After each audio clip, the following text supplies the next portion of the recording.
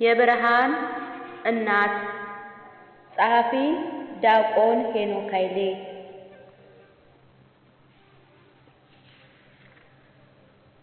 ምዕራፍ 2 ክፍል 11 ደስ ይበልሽ ደግሜ እላለሁ ደስ ይበልሽ።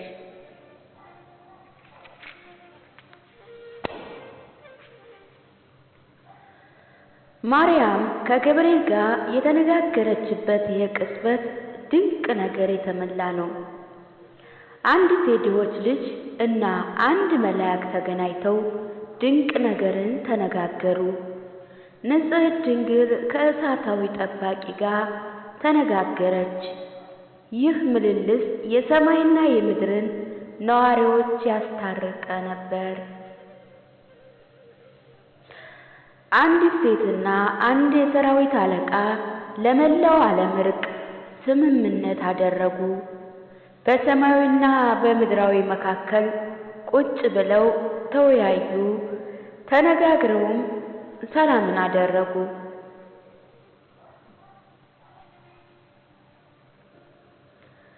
እግዚአብሔርና አዳም መካከል ስለነበረው ጠብ ባሪያይቱ ከጠባቂው ጋር ተገናኝተው ተከራክረው ተስማሙ። በገነት ዛፎች መካከል የተፈጠረውን ታላቅ ጠብ ለውይይት ቀረበ። ችግሩ ፍጻሜ ያገኘና ሰላም መጣ። ምድራዊና ሰማያዊ በፍቅር ተነጋገሩ። በሁለት ወገን የነበረው ትልቁ ትግል ቆመ፣ ሰላምም ተደረገ ይላል ቅዱስ ያዕቆብ ዘስሩግ የገብርኤልን ተልእኮና የድንግልን መበሰር ትርጓሜ ሲያብራራ። ቅዱስ ገብርኤል ከእግዚአብሔር ዘንድ ተልኮ ናዝሬት ገሊላ ወደምትባል ከተማ ቢወርድም ያበስራት ዘንድ ወደ ድንግሊቱ የገባበት መንገድ የተለየ ነበረ። መልአኩ ከዚህ ቀደም ለብዙ ሰዎች በተለያየ መልክ ተገልጾ አናግሯቸዋል። ቅዱስ ያሬድ እንዳለው ለሙሴ በዕቀባጦስ፣ ለበለዓም፣ ለሰብአ ሰገል በኮከብ ታይቷል።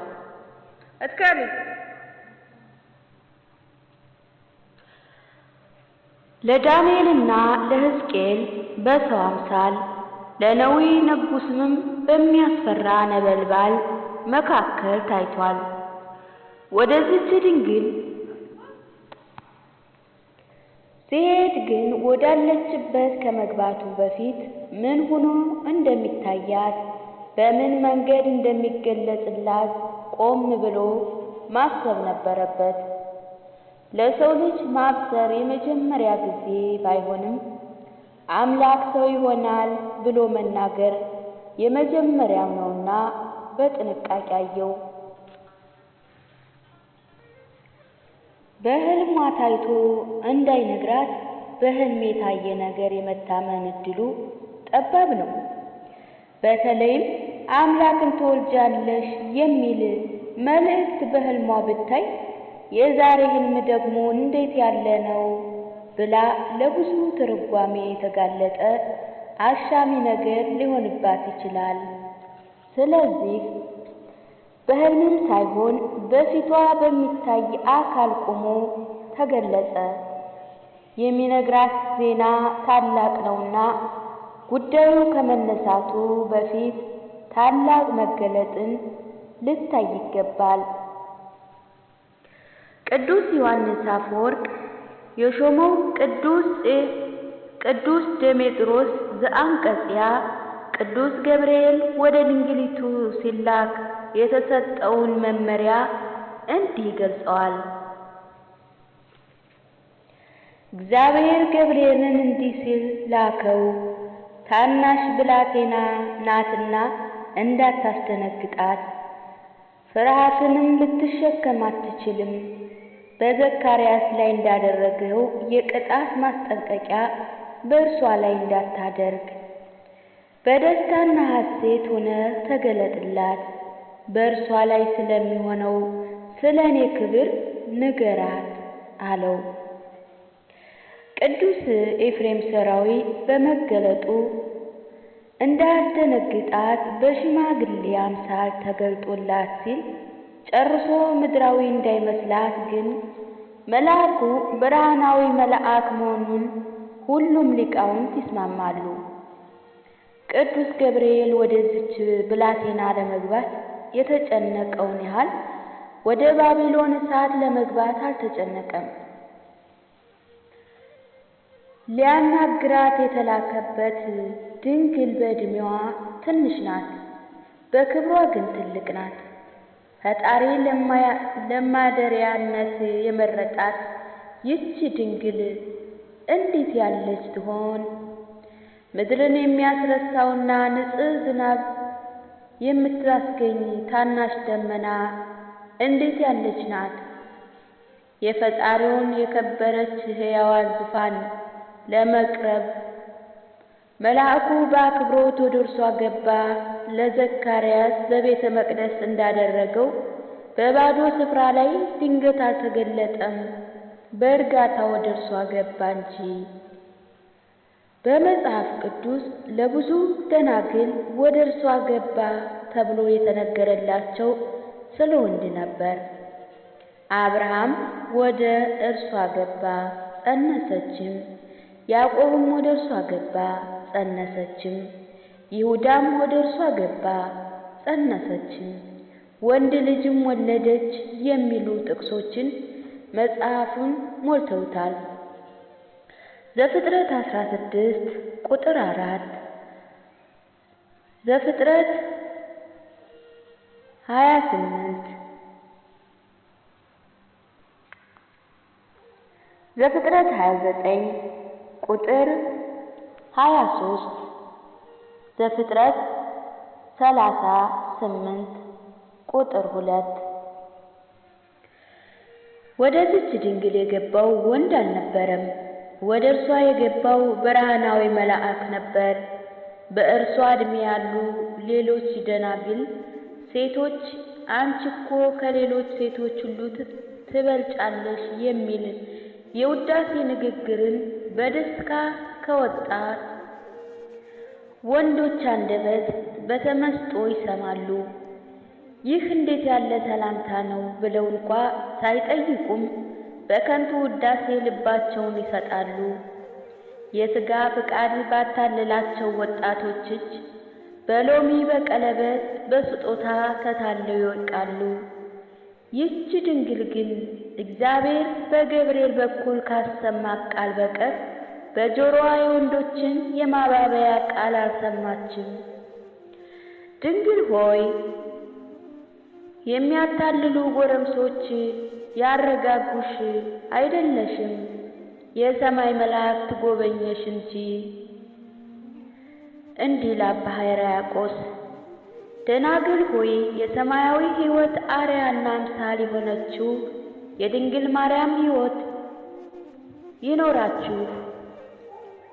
እርሷ ለክርስቶስ እናት ለመሆን በምንም የምታንስ አልነበረችም የሚል ቅዱስ አትናቴዎስ ሐዋርያው ስለ ድንግሊቱ ሕይወት እንዲህ ይላል። እግዚአብሔር ዳኛው እንዲሆንላት ጸልያ ነበር እንጂ በወንዶች መታየትን አትሻም ነበር። ከቤት ለመውጣት አትቸኩልም ነበር። በሕዝባዊ ስፍራዎችም የሚያውቃት ሰው አልነበረም። ማር እንደምትሰራ ንብ በቤቷ ውስጥ ብቻ መቆየትን ትመርጥ ነበረ። በቤቷ የቀረው ሁሉ ለድሆች በቸርነት ትሰጥ ነበር። ቃላቷ ጥንቃቄን የተሞላ ነበር። ድምጿም የተመጠነ ነበር። ጮኻ አትናገርም ነበር።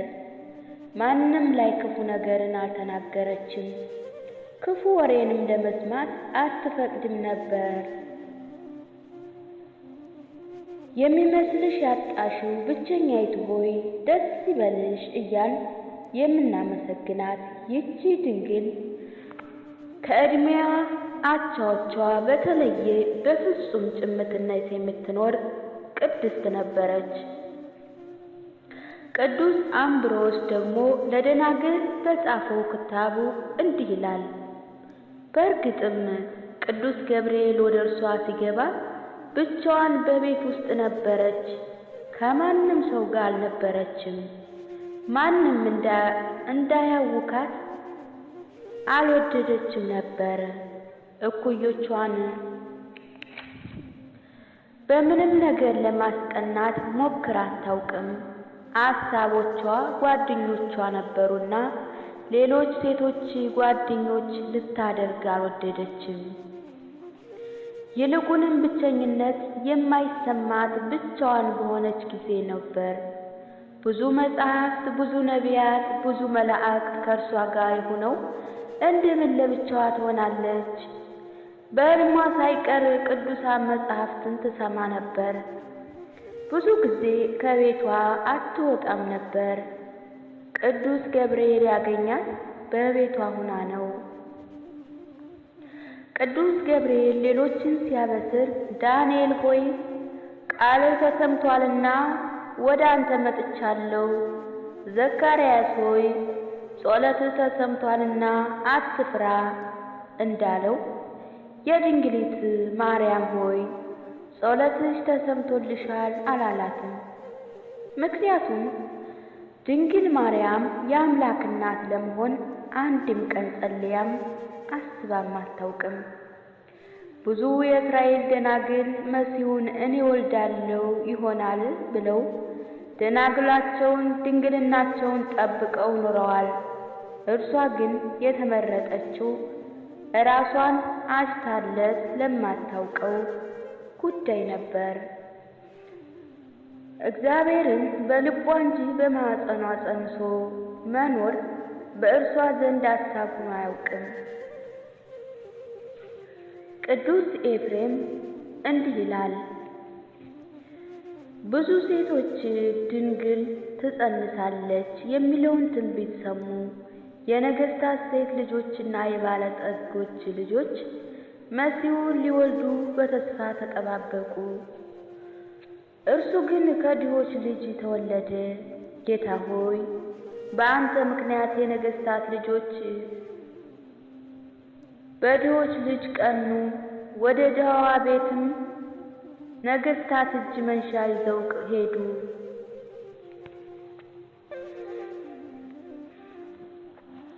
ቅዱስ ዮሐንስ አፈወርቅ በመዝሙረ ዳዊት ትርጓሜ መኝታውን በወርቅ ያጌጠ ማድረግ ሲችል በግርግም ውስጥ ማድረግን መረጠ።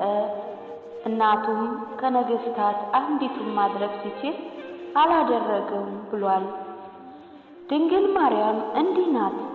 ታላላቅ ሀብታትን ሳትጠይቅ የተቀበለች፣ ሳትለምን የተሰጠች፣ ሳታገባ የጸነሰች፣ ሳታምጥ የወለደች፣ ድንግልናዋ ሳታጣ እናት የሆነች፣ አንዳች ሳትሻ ሁሉን ያገኘች የእግዚአብሔር ድንቅ ሥራ እርሷ ናት። ሶርያዊ ድንግሊቱ ልጅ ለመውለድ ከተማጸኑ ሌሎች ሴቶች ጋር እያስተያዩ እንዲህ ይገልጻታል። ሐና የሳሙኤል እናት ለመሆን ሰክረሻል እስክትባል ድረስ ጸለየች። ራሔልም ባሏ ያዕቆብ ላይ ልጅ ካልሰጠኸኝ እሞታለሁ ብላ እስከ መጮህ ደረሰች። ሳራና ኤልሳቤጥም ልጅን ለማግኘት ለዓመታት ለመኑ። ድንግል ማርያም ግን ያለ ስዕለት ያለ ጸሎት በድንግልናዋ ጸንሳ የፍጥረታትን ጌታ ወለደች። አንደኛ ሳሙኤል ቁጥር 1 አንደኛ ሳሙኤል ምዕራፍ 1 ቁጥር 13 ዘፍጥረት ምዕራፍ 30 ቁጥር 1 የሉቃስ ወንጌል ምዕራፍ 1 ቁጥር 13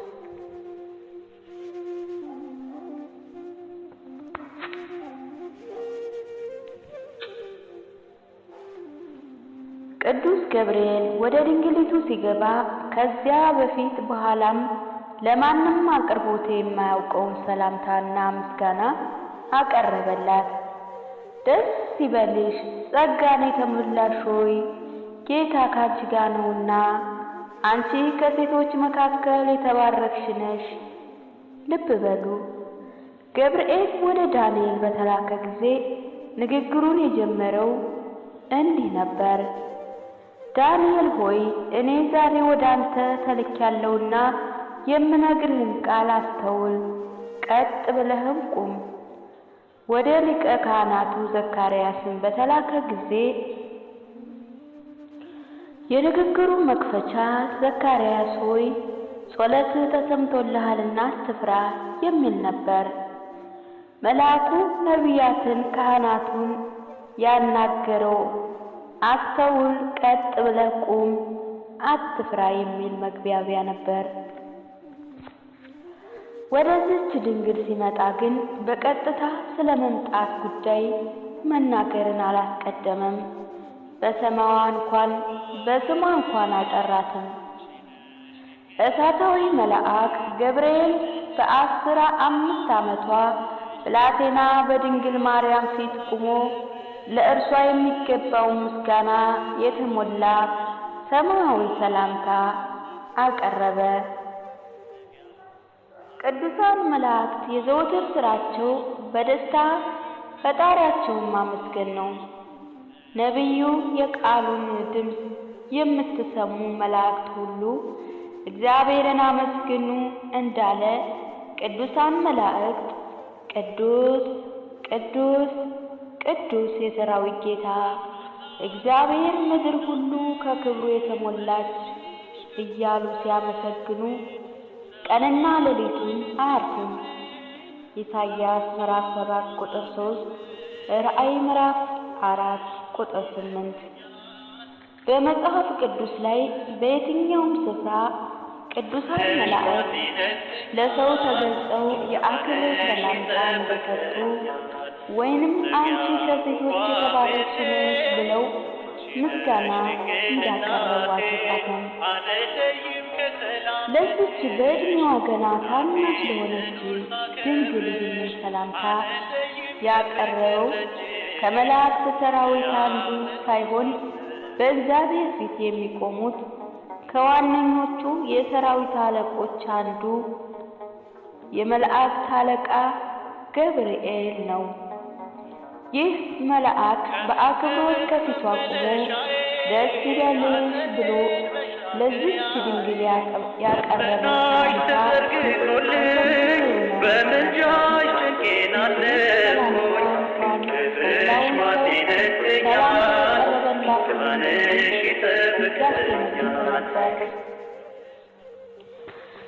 በዚህ ምክንያት ቅዱሳን መጻሕፍትን የምታውቀው ድንግል ማርያም ይህን ሰላምታ በሌላ ሰው ሲቀርብ በመጽሐፍት ስላላነበበች ይህ እንዴት ያለ ሰላምታ ነው ብላ ተደነቀች።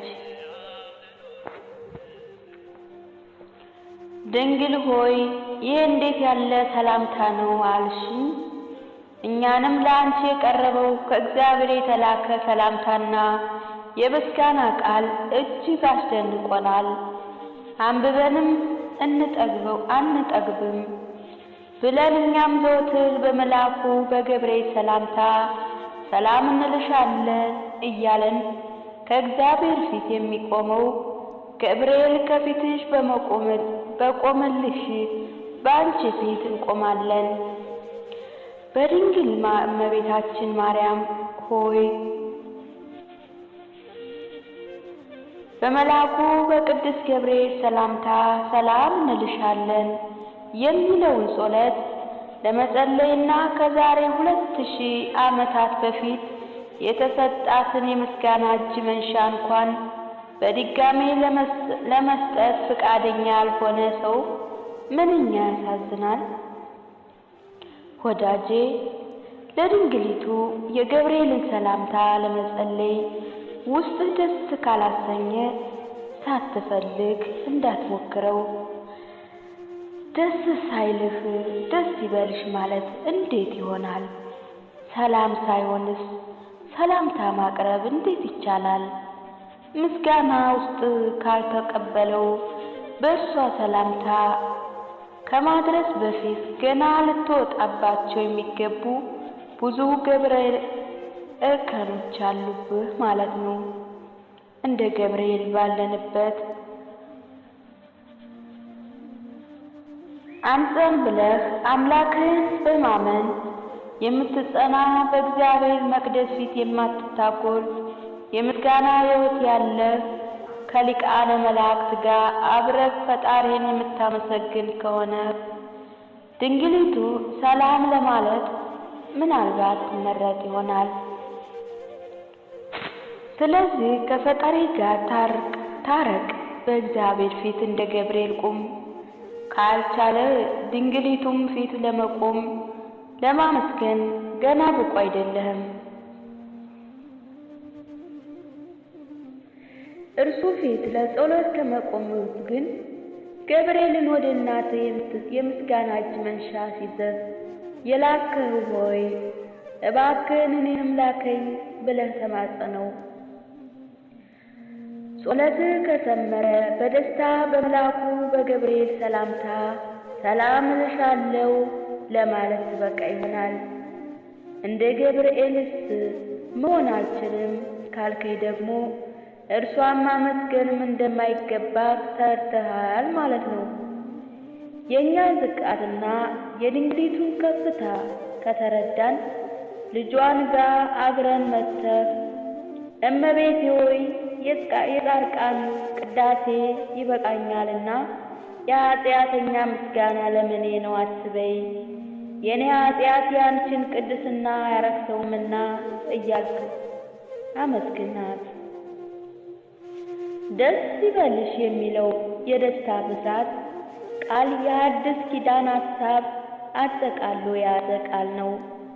ወንጌል የሚለው የግሪክ ቃል ቀጥተኛ ትርጉሙ የምስራች ማለት ነው። ክርስትና ማለት ጌታ ተወልዷል ደስ ይበላችሁ፣ ጌታ ተነስቷል ደስ ይበላችሁ፣ በጌታ ደስ ይበላችሁ የሚሉ ደስታዎችን የያዘ እምነት ሲሆን የመጨረሻ ርዕሰው ወደ ጌታ ደስታ ግባ መባል ነው።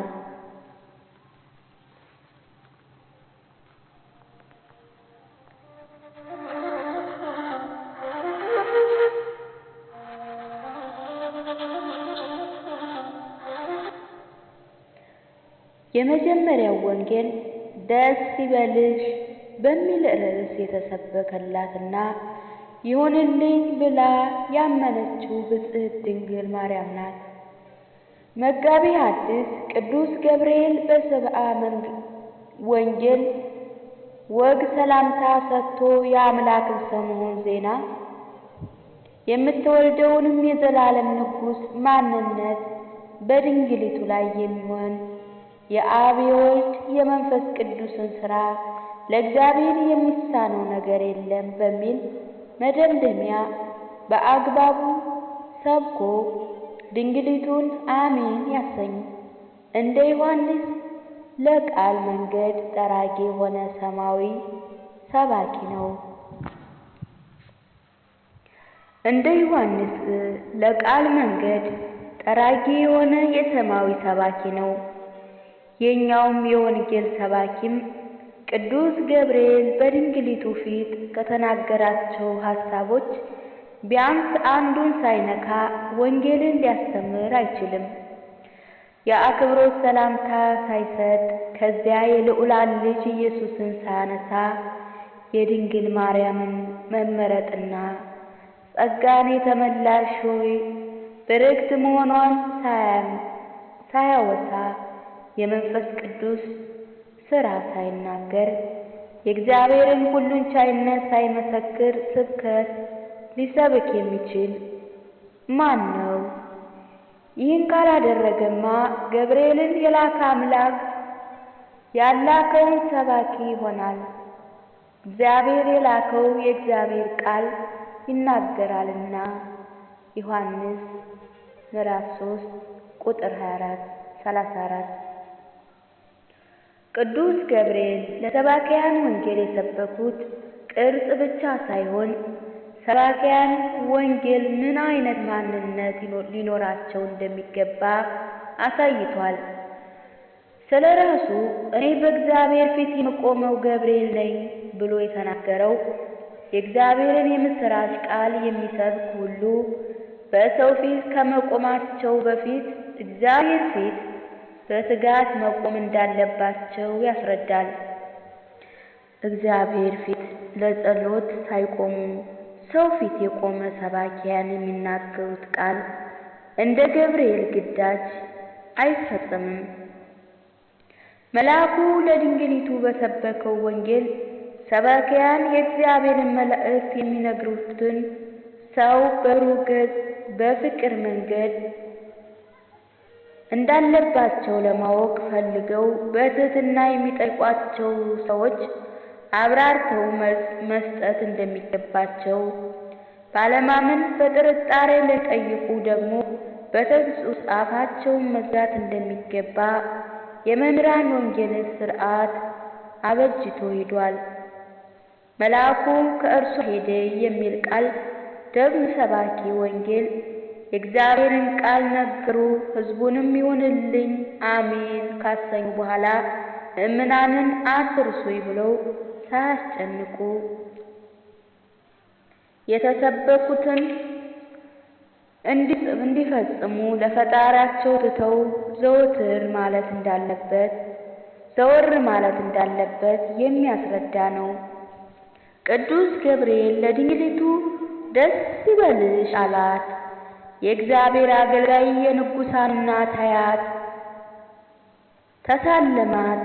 ሰላም የተጻፈበት ደብዳቤ አውጥቶ አነበበላት። የሰው ልጅ የምሕረት አዋጅ ለድንግሊቱ ተነበበላት። የሲኦል እስረኞች መፈታት ዜናም ለእስራ ታወጀ።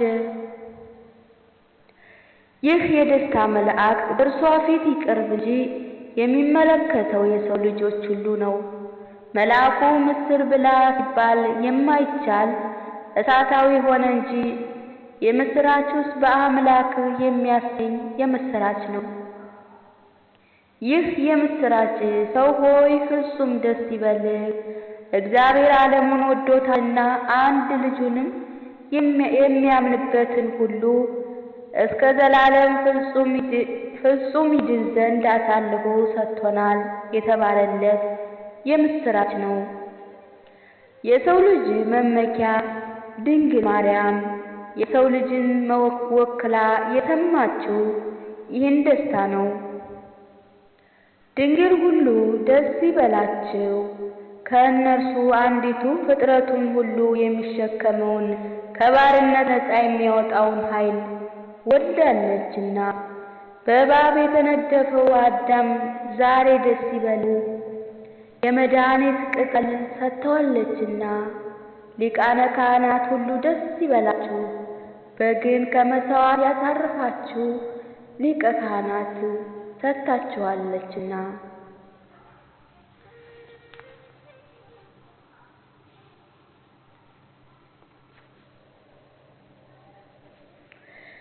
እንዳለ ቅዱስ ኤፍሬም ደስ ይበልሽ የሚል ጥሪ ለሁሉም የሚሆን ነው። ስለዚህ የምሥራች ዜና ቅዱስ ጎርጎርዮስ ዘዙኑስ ከቀደመው ዜና የተለየ ዜና ለሴት ልጅ ተነገረ። በቀድሞው ኃጢአት ምክንያት በምጥ የመወለድ ዜና ተነግሮ ነበር። የአሁን ዜና ግን በደስታ ሐዘንን የሚያስወግድ ነው ብሏል። መጽሐፈ ባሕሪ ከሴቶች ወገን ሐዘንን ያስወገደች እርሷ ነች። እግዚአብሔር ለሔዋን ሐዘንሽን አበዛለሁ፣ ልጆችሽንም በሐዘን ትወልጃለሽ ባላት መጠን ይችኛዋን ጸጋን የተመላሽ ሆይ ደስ ይበልሽ አላት። ያችኛዋ በእባብ ምክር ተሞላች፣ ለእርሷም ለዘመዶቿም ሐዘንን ሆነባቸው። ይችኛዋ በአምላክ ጸጋ ተሞላች፣ ለእርሷና ከእርሷ በኋላ አዳማዊ ልደት በመንፈስ ለተወለዱ ዘመዶቿ ደስታን ሆነላት። ደስ ይበልሽ የሚል ቃል በድንግሊቱ ጆሮ የፈሰሰው ለሴት ልጅ ሁሉ ነው። ሐዘንተኛዋ ሔዋን በማርያም ጆሮ ደስ ይበልሽ የሚል ቃል ሰማች። ደስ ይበልሽ የሚል ምስጋና በብሉይ ኪዳን የእግዚአብሔር ከተማ ለሆነችው ለጽዮን ልጆቿ የሚቀርብ ምስጋና ነው። ነቢዩ ኢሳይያስ አንቺ በጽዮን የምትኖሪ ሆይ የእግዚአብሔር ቅዱስ በመካከልሽ ከፍ ከፍ ብሏልና ደስ ይበልሽ ሲል፣ ነቢዩ ዘካርያስ ደግሞ አንቺ የጽዮን ልጅ ሆይ እጅግ ደስ ይበልሽ ብሏል። ነቢዩ ሶፎንያስም በዚህ የዝማሬ ስልት እስራኤል ሆይ እልል በይ፣ የጽዮን ልጅ ሆይ ዘምሪ፣ የኢየሩሳሌም ልጅ ሆይ በፍጹም ልብሽ ሐሴት አድርጊ፣ ደስም ይበልሽ ብሎ ነበረ።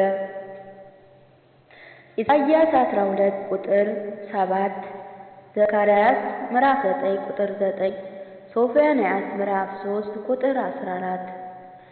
ነቢያቱ ለእግዚአብሔር ሀገር ለእስራኤልና ክርስቶስም የታላቁ ንጉሥ ከተማ ብሎ ለጠራት ለጽዮን ኢየሩሳሌም ደስ ይበልሽ ብሎ ነበር።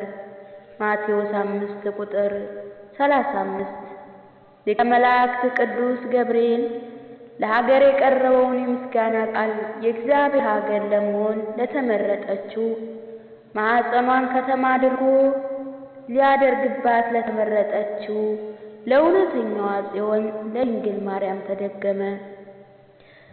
ወደ ነቢያት ቅዱስ መንፈስ የላከው እግዚአብሔር የላከውን ከላይ ወደ ታች እንደሚፈስ ወንዝ ከአርያም ወደ ምድር የወረደውን ገብርኤልን ድንግሊቱን ደስ ይበልሽ ብሎ እንደ ከተማ እያነጋገረ የወንዝ ፈሳሾችን የእግዚአብሔርን ከተማ ደስ ይበልሽ፣ ልዑል ማደሪያውን ተቀደሰ የሚለው ትንቢትም ስለርሷ የተነገረ መሆኑን አስረዳን።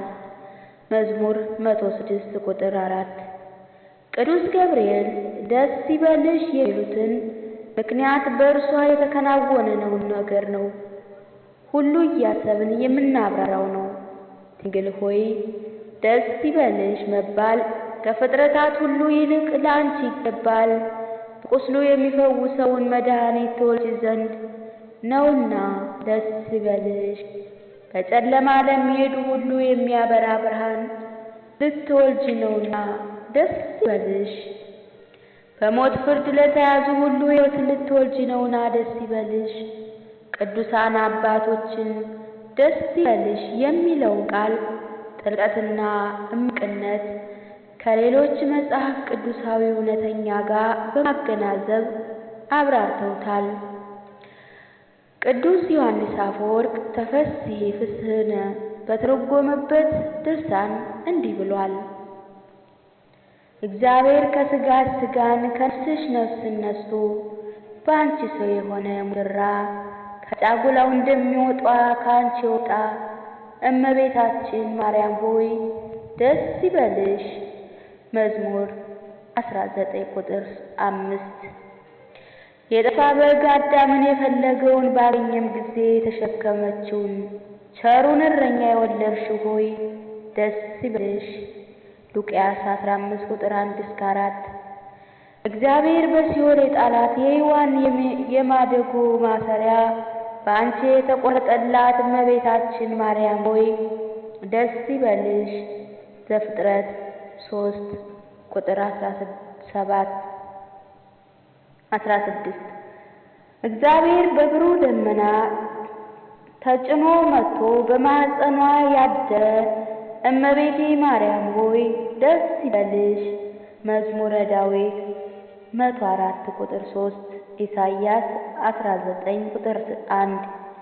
በቅዱሳን ላይ አድሮ የሚኖር ከአንቺ ሰው ሆኖ የተገለጠን እመቤታችን ማርያም ሆይ ደስ ይበልሽ። ኢሳይያስ 7፣ ኢሳይያስ 6 ቁጥር 1። ከአብ ከመንፈስ ቅዱስ ጋር የምንሰግድላት ቃል ካንቺ ይወለድ ዘንድ የወደደ እመቤታችን ማርያም ሆይ ደስ ይበልሽ። እኔም ለምእመናኑ ወንጌልን የማስተምርለት የጌታዬ እናት እመቤቴ ማርያም ሆይ ደስ ይበልሽ። ከወለድሽው በኋላ ማኅተመ ድንግልናሽ እንዳይለወጥ አድርጎ እየጠበቀሽ አማኑኤልን የወለድሽው እመቤታችን ማርያም ሆይ ደስ ይበልሽ ይላል። መድኃኒታችንን በመውለድሽ እናትም አገልጋይም ተብለሻልና እግዚአብሔር ባሕርይሽን ባሕርይ አድርጎ ባለሟልነትን አግኝተሻልና እመቤታችን ማርያም ሆይ ሰላምታ ይገባሻል። እኛ ከምንወደደው እርሱም ከሚወደን ልጆች ኃጢአታችንን ያስተሰርይልን ዘንድ ለምኝልን። ወስብሐት ለእግዚአብሔር ወለወላዲቱ ድንግል ወለመስቀሉ ክቡር። ይቆየን።